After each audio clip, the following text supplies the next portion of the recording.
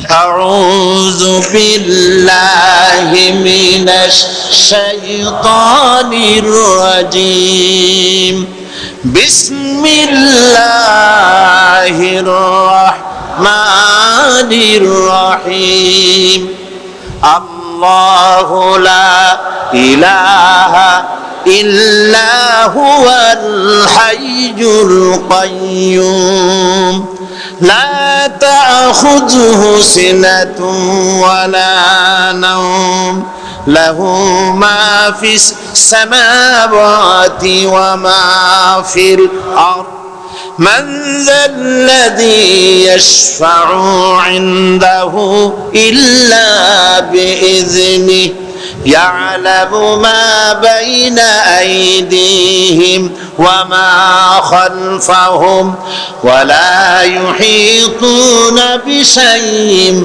من علمه إلا بما شاء وسع كرسيه السماوات والأرض ولا يؤوده حفظهما وهو العلي العظيم صدق الله العظيم সবাই বলেন সাদাকাল্লাহুল আযীম আয়াতুল কুরসি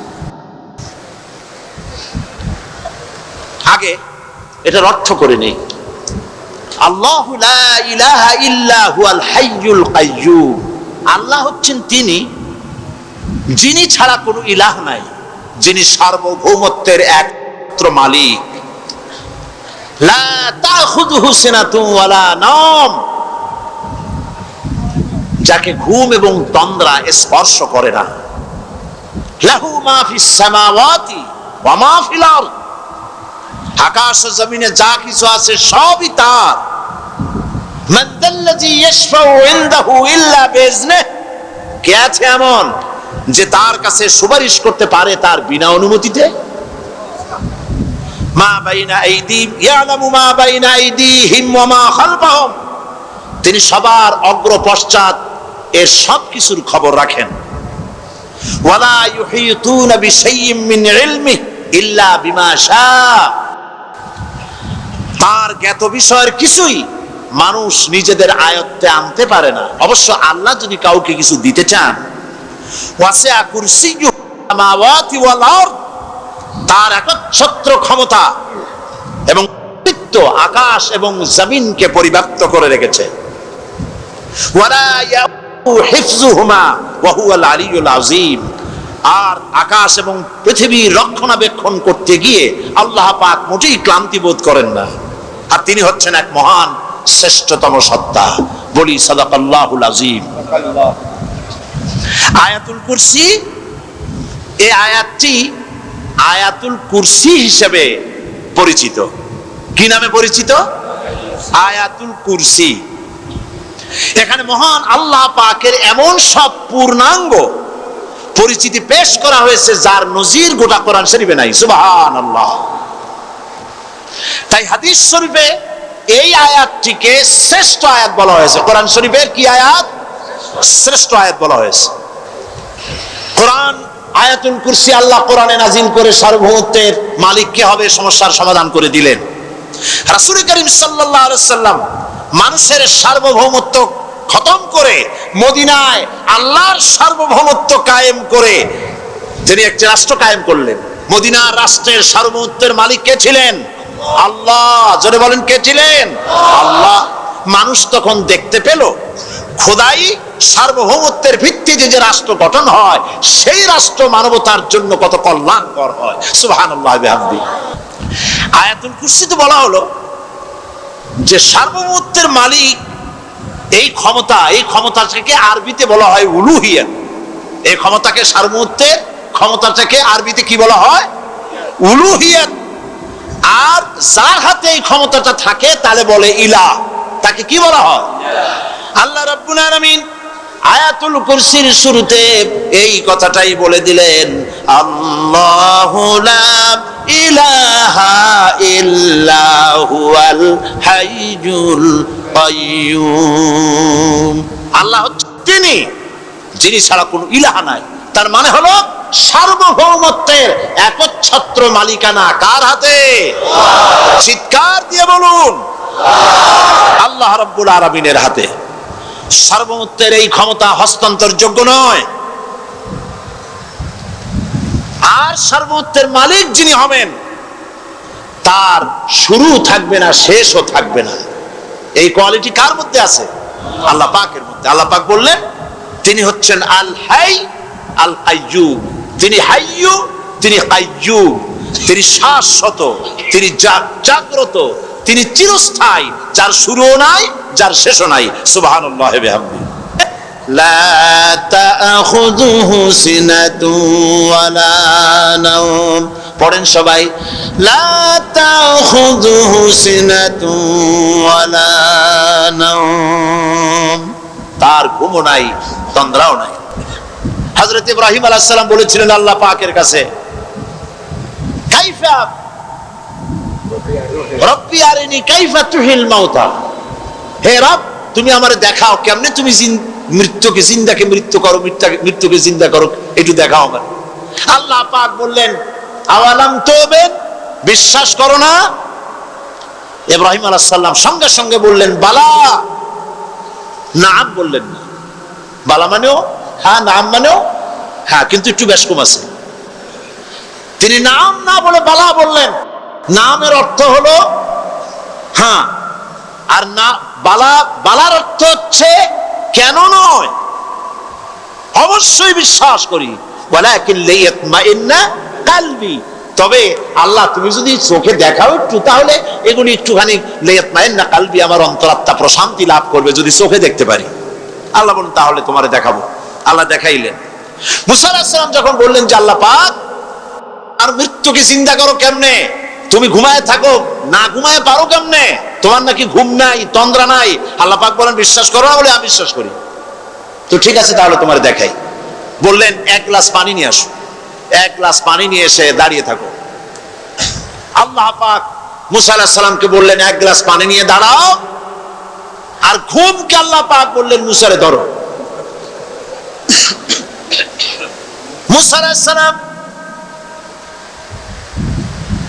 নিদ্রাচ্ছন্ন হলেন, তন্দ্রা এসে গেল, হাত শিথিল হয়ে হাতের থেকে পানি ভর্তি গ্লাস পড়ে ভেঙে চুরমার হয়ে গেল। মুসা আলাইহিস সালাম ভয় পেয়ে গেলেন। আল্লাহ রাব্বুল আলামিন বলেন ভয় পাওয়ার কোনো কারণ নাই, তোমার প্রশ্নের জবাব আমি এভাবেই দিলাম।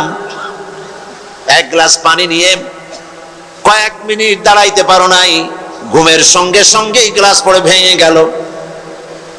तमाम आकाश और जमीन গোটা সৃষ্টি জগৎ তোমার আল্লাহ পাকের হাতের মুঠার মধ্যে রয়েছে।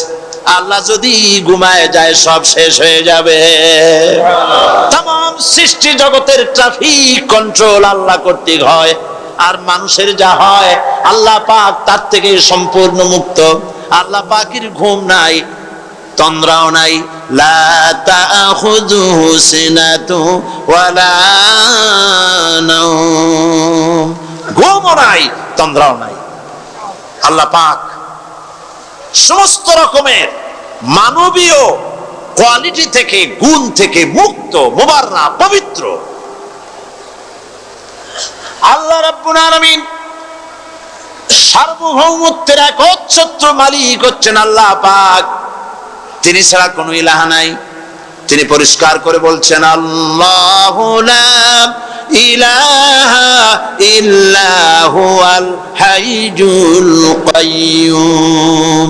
সবাই পড়েন আল্লাহু লা ইলাহা ইল্লা হুয়াল হাইয়ুল কাইয়্যুম। আল্লাহ হচ্ছেন সার্বভৌমত্বের মালিক, তিনি ছাড়া কোনো ইলাহ নাই।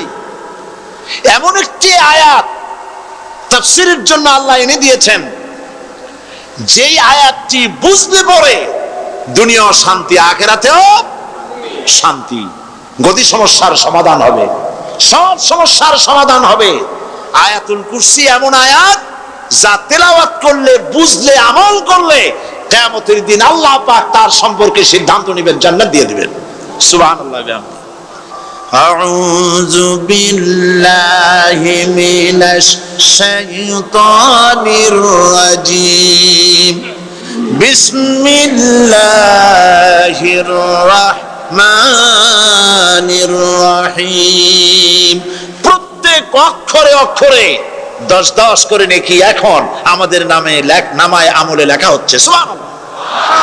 গলা ছেড়ে দিয়ে সবাই পড়েন আমার সাথে, আল্লাহু লা ইলাহা ইল্লা হুয়াল হাইয়ুল কাইয়্যুম লা তাখুযুহু সিনাতুন ওয়ালা নাওম লাহু মা ফিস সামাওয়াতি ওয়া মা ফিল আরদ من ذا الذي يشفع عنده إلا بإذنه يعلم ما بين أيديهم وما خلفهم ولا يحيطون بشيء من علمه إلا بما شاء وسع كرسيه السماوات والأرض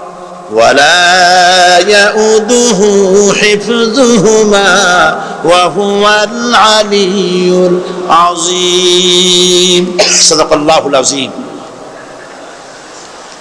আয়াতুল কুরসি হচ্ছে কোরআন শরীফের সর্বশ্রেষ্ঠ আয়াত। সুবহানাল্লাহ।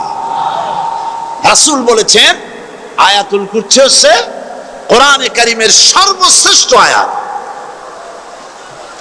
এবং আল্লাহ পাকের তাওহীদের ব্যাপারে, সার্বভৌমত্বের ব্যাপারে এত বিস্তারিত অল্পের মধ্যে আর অন্য কোন আয়াতের মধ্যে ভাবে আসে নাই। এই জন্য আয়াতুল কুরসি এত মর্যাদা।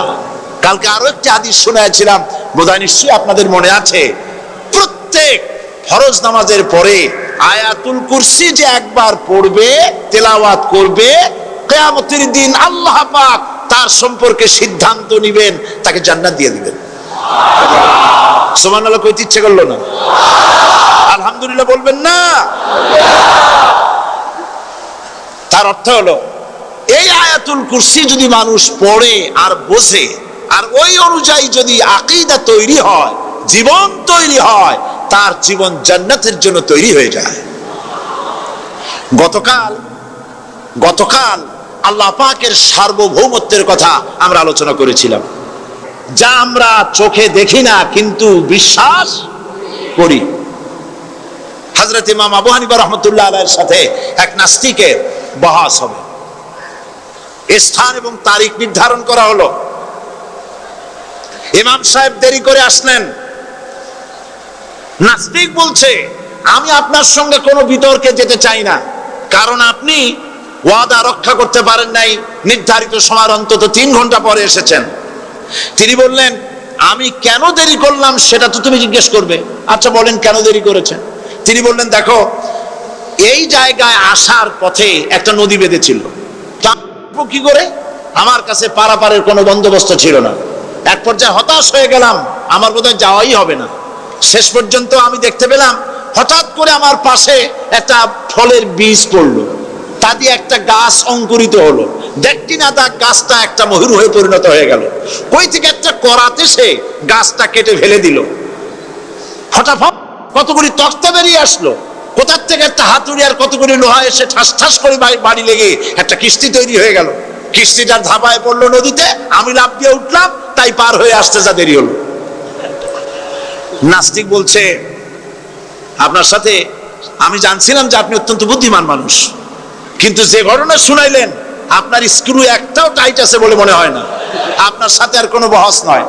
তিনি বললেন, কেন? কই বহস না, আপনি বলছেন যে এইরকম একটা গাছ চারা হয়ে গেল, সাথে সাথে বিনা মিস্ত্রিতে গাছটা কাটলো, তারপর এইটা দিয়ে তক্তা হলো, লোহা আসলো, হাতুড়ি হইলো, বিনা মিস্ত্রিতে কিস্তি তৈরি হয়ে গেল, নৌকা এটা পড়লো নদীতে, আর বিনা মাঝিতে আপনি পার হয়ে আসলেন। এটা কি আদৌ সম্ভব? ইমাম আবু হানিফা রাহমাতুল্লাহ আলাইহি বলছেন, তোমার সাথে আমি কোনো কিতাব দিয়ে ঝগড়া করব না, কোনো কিতাব দিয়ে আমি তোমার সাথে বহস করব না। এই একটি দৃষ্টান্ত তোমার জন্য যথেষ্ট। একটা মিস্ত্রি ছাড়া যদি একটা কিস্তি তৈরি না হতে পারে, একটা গাছ কেটে তক্তা যদি না হতে পারে, এই বিশাল আকাশ, এই বিশাল জমিন, আর তোমার মতো এরকম একটা সুন্দর মানুষ বিনা মিস্ত্রিতে বিনা স্রষ্টায় তৈরি হলো কেমনে? এক কথায় নাস্তিক বলছে আমার জীবনের ভুল ধরা পড়ল। নাস্তিক বলছে জীবনের ভুল ধরা পড়েছে, আমি মুসলমান হয়ে গেলাম। লা ইলাহা ইল্লাল্লাহু মুহাম্মাদুর রাসূলুল্লাহ। জোরে পড়েন লা ইলাহা লা ইলাহা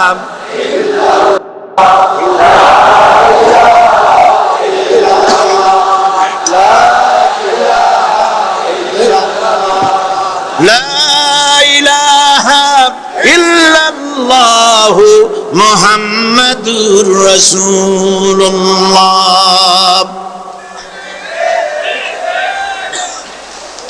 আল্লাহ পাক বলছেন আমি আদম, আমি দাউদ এবং সুলাইমানকে জ্ঞান দান করেছি, ইব্রাহিমকে জ্ঞান দান করে। কোরআন শরীফের বহু জায়গায় শুধু জ্ঞানের কথাই বলা হয়েছে। সুবহানাল্লাহ। সুতরাং বুদ্ধিজীবী, এই বুদ্ধিজীবীরা তারা আসল জ্ঞানটা নাই। আসল জ্ঞান কোনটা বলেন? কোনটা? ডক্টর শহীদুল্লাহ মরহুম, আমি অনেকবার বলেছি তার কথা, তাকে জান্নাতুল ফেরদাউস নসিব করুন, বলেন আমিন। আল্লাহ পাক বলছেন তোমাদেরকে সামান্যতম জ্ঞান দান করেছি। কতটুকুন জ্ঞান? কতটুকুন? সামান্যতম জ্ঞান দান করেছি। সুতরাং আল্লাহ পাক কোরআনের মধ্যে তার নিজের পরিচয় ছোট্ট একটি সূরার মধ্যে ব্যাপক আকারে বলে দিয়েছেন। কি? কুল হুয়াল্লাহু আহাদ। সবাই পড়েন আমার সাথে, কুল হুয়াল্লাহু আহাদ আল্লাহুস সামাদ লাম ইয়ালিদ ওয়া লাম ইউলাদ ওয়া লাম ইয়াকুল লাহু কুফুয়ান আহাদ। আল্লাহ পাক বলেন আল্লাহ এক এবং একক, তিনি কারো মুখাপেক্ষী নন, তিনি কাউকে জন্ম দেন নাই, তাকেও কেউ জন্ম দেয়নি। আকাশ আর জমিনে আল্লাহর সমকক্ষ কেউ নাই। সুবহানাল্লাহ। তাকে কেউ জন্ম দেয়নি, তিনিও কাউকে জন্ম দেননি। তিনি এক, তিনি ছিলেন, তিনি আছেন, তিনি থাকবেন। তার শুরুও নাই, তার শেষও নাই। সুবহানাল্লাহ। এই আল্লাহ রাব্বুল আলামিন তার পরিচয় আয়াতুল কুরসি সার্বভৌমত্বের পরিচয় দিয়েছে, আল্লাহর পরিচয় দিয়েছে। আল্লাহ তিনি খালিক। মানব সৃষ্টির এবং পৃথিবীর সৃষ্টির ইতিহাস ঘাটলে মানুষের যদি কিসমত ভালো থাকে, তাহলে আল্লাহর সান্নিধ্য, আল্লাহর অস্তিত্ব সম্পর্কে জ্ঞান তাকে আল্লাহ পাক দান করে দেন। সুবহানাল্লাহ। আল্লাহ পাক বলছেন আল্লাহু লা ইলাহা ইল্লা হুয়াল হাইয়ুল কাইয়্যুম। আল্লাহ হচ্ছেন তিনি যিনি ছাড়া কোনো ইলাহ নাই। লা ইলাহা ইল্লাহু, তিনি ছাড়া কোনো ইলাহ নাই, সার্বভৌমত্বের মালিক কেউ নাই। এই যে লা ইলাহা, কোনো ইলাহ নাই, আমরা কালেমার মধ্যে এই কথাটা বলি। আমাদের কালেমায়ে তাইয়্যিবা আমরা কি উচ্চারণ করি? লা ইলাহা ইল্লাল্লাহু মুহাম্মাদুর রাসূলুল্লাহ। জোরে পড়েন লা ইলাহা ইল্লাল্লাহু লা ইলাহা ইল্লাল্লাহু মুহাম্মাদুর রাসূলুল্লাহ। লা ইলাহা, কোন ইলাহ নাই। এই দাওয়াত দিয়েছেন দুনিয়ার সমস্ত পয়গম্বর। এটা কি শুধু রাসূলুল্লাহর দাওয়াত ছিল? সমস্ত নবীদের স্লোগান ছিল একটা। সমস্ত নবীদের স্লোগান ছিল কয়টা? সবাই বলুন। কি সেই স্লোগান? লা ইলাহা ইল্লাল্লাহ। কোরআন শরীফের ভিতরে ইলাহ শব্দ 147 বার এসেছে। লা ইলাহার অর্থ যদি এই হয়, কোন উপাস্য নাই আল্লাহ ছাড়া, কোন মাবুদ নাই আল্লাহ ছাড়া, মুহাম্মদ সাল্লাল্লাহু আলাইহি ওয়াসাল্লাম আল্লাহর প্রেরিত রাসূল, তাহলে তো এত ঝঞ্ঝাট হওয়ার কথা ছিল না। আপনারা বলেন, নবীরা যখনই এই দাওয়াত দিয়েছেন লা ইলাহা ইল্লাল্লাহ, তখন সংঘর্ষ হয়েছে কিনা? হয়েছে কিনা? বাধা আসছে কিনা? তাহলে এই কথাটা কি, যার কারণে এরকমের বাধা আসে? লা ইলাহা ইল্লাল্লাহ, এর চাইতে বিপ্লবাত্মক, এর চাইতে রিভলিউশন সৃষ্টিকারী কথা আল্লাহর আকাশের নিচে জমিনের উপরে আর একটাও হতে পারে না। লা ইলাহা ইল্লাল্লাহ। ইলাহ শব্দের অর্থ শুধু উপাস্য আর মাবুদ নয়। ইলাহ শব্দের অর্থ হচ্ছে আইনদাতা, ইলাহ শব্দের অর্থ হচ্ছে শাসনকর্তা, ইলাহ শব্দের অর্থ হচ্ছে বিধানদাতা। তো লা ইলাহা যখন একটি লোক ঘোষণা করে, তার অর্থ দাঁড়ায় কোনো আইনদাতা নাই, বিধানদাতা নাই, শাসনকর্তা নাই, কারো আইন মানি না, বিধান মানি না, শাসন মানি না, আল্লাহ ছাড়া। কে ছাড়া? আল্লাহ ছাড়া। আল্লাহ রাব্বুল আলামিন বলেন, সকল নবী তার কওমকেই বলে দাওয়াত দিয়েছেন, ইয়া কওমি ইবুদুল্লাহ মা লাকুম মিন ইলাহিন গায়রু। হে সম্প্রদায়, আল্লাহ ছাড়া কোনো ইলাহ নাই, তার ইবাদত করো, তারই দাসত্ব করো, তার গোলামি করো। আল্লাহ পাক মুসা আলাইহিস সালামকে যখন নবুয়ত দিলেন, প্রথম যে ওহী এলো, প্রথম ওহীটাই ছিল ইন্নানি আনাল্লাহ লা ইলাহা ইল্লা আনা ফা'বুদনি ওয়া আকিমিস সালাতা লিযিকরি। নিশ্চয়ই আমি আল্লাহ, আমি ছাড়া কোনো ইলাহ নাই, আইনদাতা নাই, বিধানদাতা নাই, সুতরাং আমার দাসত্ব করো এবং আমার শরণার্থে নামাজকে প্রতিষ্ঠা করো। মুসা আলাইহিস সালামকে আল্লাহ পাক ওহী দিয়ে তাকে পাঠালেন। কোথায় পাঠালেন? আল্লাহ পাক বলেন, ইযহাব ইলা ফিরআউনা ইন্নাহু তাগা। গোটা কওম নাফরমান, আল্লাহর আইন কেউ মানছে না। গোটা কওমের কাছে না পাঠাইয়া আল্লাহ পাক সর্বপ্রথম মুসা আলাইহিস সালামকে দাওয়াত নিয়ে কার কাছে পাঠালেন? ফেরাউনের কাছে। কারণ ফেরাউন হচ্ছে রাষ্ট্রশাসক। ফেরাউন কি? রাষ্ট্রশাসক। হযরতে মুসা আলাইহিস সালাম ফেরাউনের কাছে গেলেন আর দাওয়াত দিলেন, ফেরাউন পড়ে নাও, লা ইলাহা ইল্লাল্লাহ। একটি কথা আপনাদের মনে রাখতে হবে, দুনিয়ার কোন ফেরাউন, কোন নমরুদ, কোন সাদ্দাত, কোন হামান কেউ বলে নাই যে আমি আল্লাহ, আমি রাজ্জাক, আমি খালেক, আমি পৃথিবীর সৃষ্টি করেছি। কথা কেউ বলেছে? কেউ বলে নাই। কি বলেছে তারা? ফেরাউন বলেছে, মা আলিমতু লাকুম মিন ইলাহিন গায়রি, আমি তো জানি না আমি ছাড়া আরো কোনো ইলাহ আছে, এ কথা আমার জানা নাই, সুতরাং আমি হচ্ছি ইলাহ, আর তুমি বলছো লা ইলাহা। তার মানে হচ্ছে ওই সময় পয়গম্বরেরা, আল্লাহর নবীর সাহাবীরা, তারা জানতেন যে আমরা কিসের দাওয়াত দেই, আর যারা শুনতো তারাও বুঝতো কিসের দাওয়াত শুনতেছি। আজ আমার দেশে একই কালেমার দাওয়াত দেওয়া হয়, কিন্তু মানুষেরা বুঝতে পারে না কি শুনতেছি। ভাষা জানার ব্যাপারে, বোঝার ব্যাপারে হলো আসল বিষয়। এটা বুঝাতে গিয়ে আমি মাঝে মধ্যে একটা দৃষ্টান্ত দেই এভাবে। একজনের একটা রেশনের দোকান ছিল, সেই দোকানে তার একটা ময়না পাখি ছিল, আর ময়না পাখিকে কথা শেখানো যায় সেটা তো আপনারা জানেন। জি, ময়নাকে শিখায়েছে যে লাইন করুন, এক এক করে আসুন। ময়না এই কথা শিখেছে। সকালবেলায় যখন রেশনের দোকানে ভিড় পড়ে গেছে, তখন ওই পাখি খাঁচার মধ্যে বসে বলছে লাইন করুন, এক এক করে আসুন। একদিন খাঁচার দরজা খোলা পেয়ে পাখি উড়ে গিয়ে গাছের ডালে বসেছে। আশেপাশে যত পাখি ছিল তারা চিন্তা করলো এই রকমের পাখি তো কখনো দেখি নাই। ময়না তো দেখতে কাকের মতো না, শালিকের মতো না, দেখতে একটা ভিন্ন রকম। ওরা এসে চতুর্দিক থেকে এই নবান্তক, এই যে নতুন এসেছে, ওরে ঠোকরানো শুরু করেছে চতুর্দিক থেকে। ঠোকরানি খেয়ে ময়না বলতেছে লাইন করুন, এক এক করে আসুন।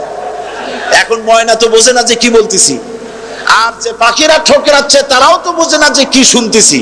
ময়না যদি বুঝতো যে আমি কি বলি, সবাই মিলে ঠোকরায়, তাই জান বাঁচে না। লাইন করে ঠোকরাইলে তো কলজে যাবে, সব ঠোঁটে ঠোঁটে চলে বুঝে নেয়। আমাদের অবস্থা তাই হয়েছে।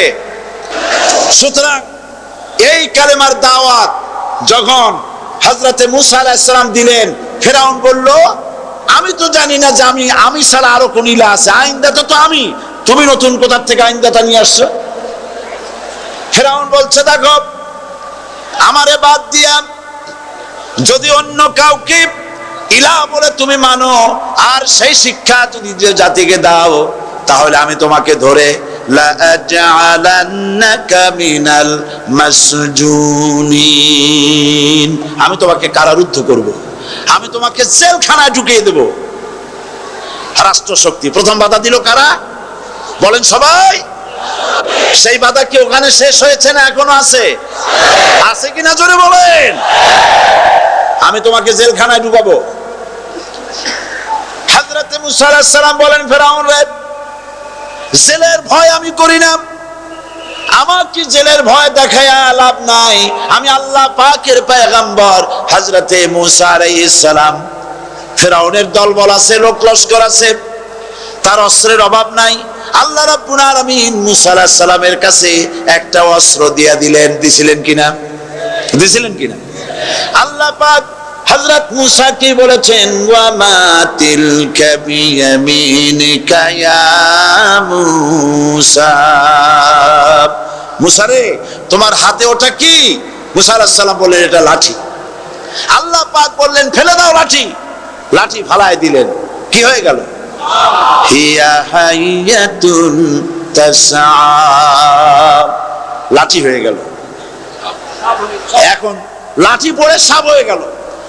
সাপ দেখে নবী হোক, ওলি হোক, সাহাবী হোক আর আলেম হোক, সাপ দেখলে ভয় করে না মানুষের? মুসা আলাইহিস সালাম ভয় পেয়েছে। আল্লাহ রাব্বুল আলামিন হযরত মুসাকে শোনায় দিলেন, খুযহা ওয়া লা তাখাফ সানুঈদুহা সিরাতাহাল উলা,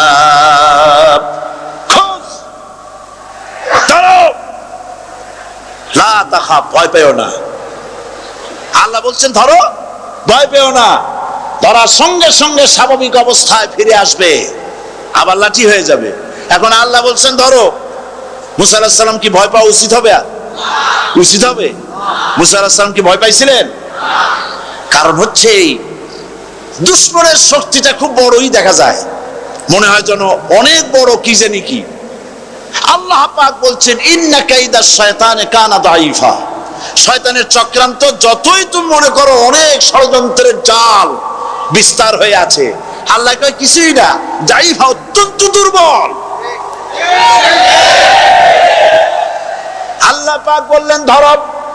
মুসা আলাইহিস সালাম সাপ ধরলেন, সঙ্গে সঙ্গে লাঠি হয়ে গেল।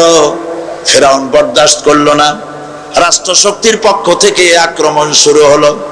অপরাধ কি? মুসা আলাইহিস সালামের অপরাধ কি? কি অপরাধ?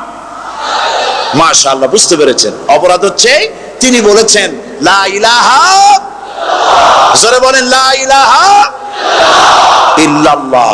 এই কালেমাকে আজ আমরা ভিক্ষার বুলি বানাইছি। এটা হলো সার্বভৌমত্বের বুলি, এটা হচ্ছে আল্লাহ পাকের সার্বভৌমত্বের কথা। আজ আমরা মানুষের কাছে আমরা শুনি, মানুষেরা ভিক্ষা চায়, লা ইলাহা ইল্লাল্লাহ, এক মুঠ চাউল দেন, লা ইলাহা ইল্লাল্লাহ 10 খান পাই দেন।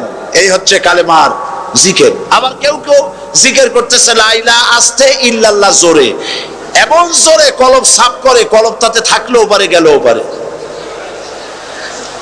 এই কালেমার সার এর আঘাত পয়গম্বররা মেরেছেন।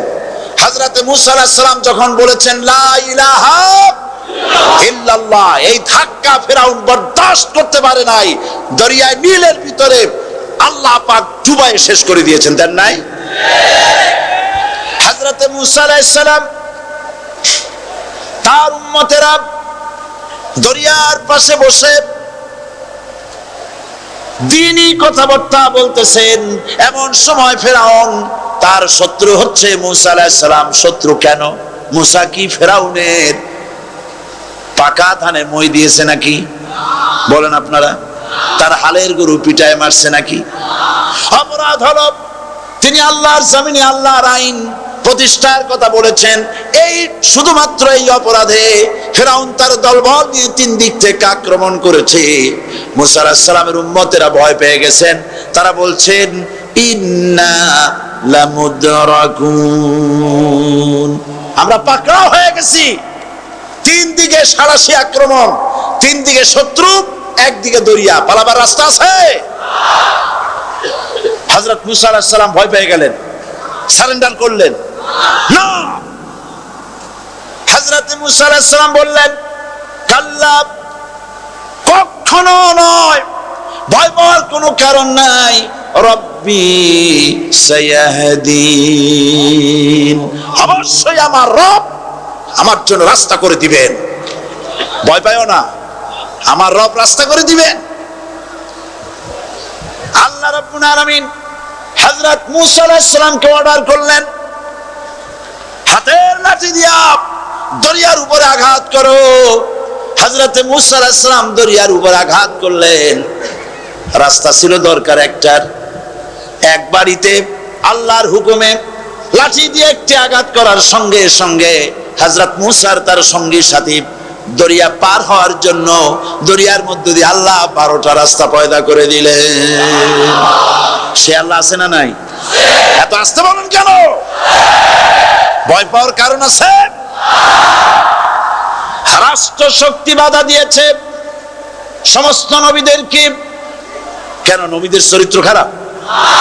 জোরে বলেন, নবীদের চরিত্র খারাপ? নবীদের চাইতে মাসুম বেগুনাহ উন্নত চরিত্রের মানুষ আল্লাহর আকাশের নিচে জমিনের উপরে আর হয় নাই। তোমরা যে সব নেতাদের পিছনে দৌড়াও, অমুকের সৈনিক, নেতা নেতা করে মরো, এইসব নেতা যাদের পিছনে দৌড়াও, এই নেতাগুলি, আমি জিজ্ঞেস করি আপনাদেরকে, এই নেতাগুলি জীবনে একবারও জেনা করে নাই। এ ব্যাপারে অনুসারীরা আপনারা কি নিশ্চিত? মিথ্যা কথা জীবনেও কয় নাই, প্রতারণা করে নাই, ঠাট্টা করে নাই, বিদ্রুপ করে নাই, মদ খায় নাই, মানুষ হত্যা করে নাই। কিসের নেতা? নেতা হচ্ছেন সেই ব্যক্তি যিনি বলেছেন, ও আমার স্ত্রীরা, ও আমার সাহাবীরা, রাতের আধারে আমার মধ্যে যা আচরণ দেখতে পাও, দিনের আলোতে আমার মধ্যে যা দেখতে পাও, সবগুলি খুলে খুলে মানুষের কাছে বলে দাও। তার নাম বিশ্বনবী মুহাম্মদ রাসূলুল্লাহ সাল্লাল্লাহু আলাইহি ওয়াসাল্লাম।